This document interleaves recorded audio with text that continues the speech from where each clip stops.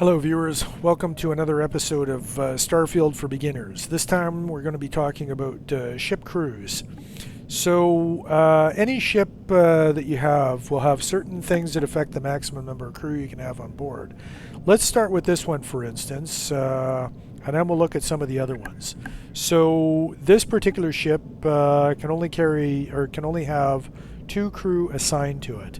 And I believe that those are coming from the almost exclusively from the cockpit. The default setup for this ship, it was initially a Crimson Fleet Ghost, which looks like this. And it was allowed to have 3 crew, and the reason for that being that underneath the cockpit, on the deck between the cockpit and the landing bay is a command center, and that adds the number of crew that you can have onto the ship. When I rebuilt it into the current configuration, I removed that and I put an all-in-one habitat. So even though it's the same space, I don't have the room for extra crew. Although I believe that all-in-one habitat gives me the ability to carry passengers, which the other ship wouldn't have. It's also got beds in it, which allow me to claim the perk, a 10% perk for being well rested, which you can't get out of the original configuration with the command module in it. Now, if we go into the crew section of the ship screen, you can see that I've got Sarah Morgan and Vasco both currently applied or assigned to this ship. And the reason for that is because Vasco has neutronic fusion for 1 point. What that does is it adds power to the reactor. So I get 1 extra point of power to the reactor, and he's got 2 points in shield systems, which I believe is going to upgrade me by another 20% of shield capacity. He's got EM weapon systems, which I do have an EM weapon on this ship.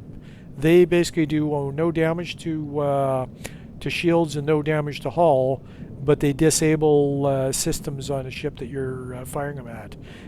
Where you would use that on is if you're trying to capture a ship without doing a lot of damage to it, because you want to take it over. You would you'd use the EM weapon on it, and it wouldn't damage the systems, but it would actually disable the engines, or really any of the other systems. But you disable the engines, and then you can board it, kill the crew, and take it over and add it to part of your fleet. Sarah I've got added to this crew only because she's got the astrodynamic skill that gives you a longer jump range. Otherwise you'd have to make multiple jumps, and the other skills that she's got, like leadership, botany, and lasers. The lasers is for personal weapons. Andresia would be semi-useful on this ship because she's got the... No, actually she would be completely useless on this ship. She's got the energy weapon systems, which is lasers. So if you're running a laser-based ship, she would be worth having around. I do have particle beams as my primary weapon, but you can see that the ship weapons are the one with the little ship icon in their marker. Now you can also hire crew. If you go to bars and you talk to people, you'll find various crew there, and it might be worth looking at what they have for stats to find out, if you found somebody that had 3 or 4 neutronic fusion, or someone that uses particle beams or missiles for the ship weapons, they would be worth having on your ship. Probably more so than Sarah is. But for now, I'm going to leave the ship layout what it is here, and I'm going to show you a couple of other ships that I have. Now, if you look at the Frontier, can only have 2 crew. This is a captured ship that I got, and the modules in it allow it to have up to 5 crew. So you're thinking, wow, that would be awesome. I can assign everybody that I know onto that ship. The reality is you can only have 2 crew assigned because 3 crew is the maximum that you can have assigned without skills. And once you want to go beyond 3, no matter what ship you're flying, you have to go into the skills, go into the social tab, and you have to add ship command. And so you can do 3 crew without ship command, and then when you get level 1 you can have 4 crew, 2 will let you go up to 5, and then I believe you max at 8 crew members without having mods.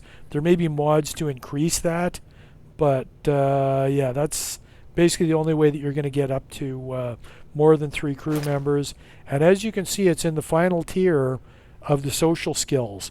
So you have to spend 12 points in social skills before you even unlock this tier of skills.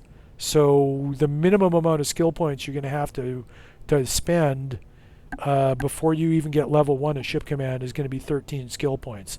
12 in the higher ones here. So you'd have to put 4 into tier 1. Then you'd have to put I guess another 4 until you get to you'd have to spend 4 points in tier 2 to get to tier 3, and then you'd have to spend another, I guess that would be 8. You'd have to spend another 4 to get to unlock tier 3. Tier 4 rather, sorry. I'm not doing too well with the explanation here. But essentially that's what you would do if you wanted to get more crew. More crew will allow you to upgrade the performance of your ship. However, there's a big cost to it in terms of how many skill points you have to spend. And probably if you wanted to increase your weapon damage or your shield strength or your jump range, it's easier to simply go and upgrade the ship itself. Can I help? Anyways, that explains how ship crew work in the game. Hopefully you found it a little bit useful. Thanks for watching.